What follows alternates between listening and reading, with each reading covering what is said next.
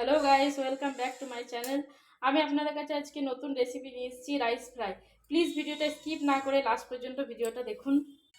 দেখো বানানোর জন্য কি কি লাগে: ফুলকপি, কাঁচা লঙ্কা, পেঁয়াজ, মটরশুঁটি, টমেটো, ধনেপাতা।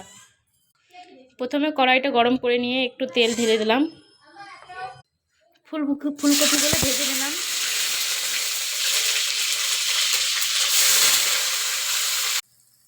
এগুলোকে তুলে নেবো ভেজে।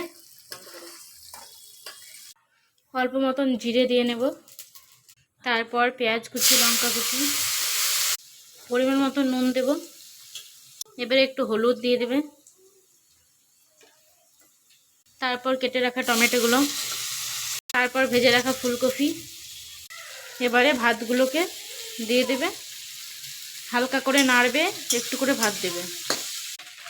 এবারে এখানে অল্প ধনেপাতা দিয়ে দিলে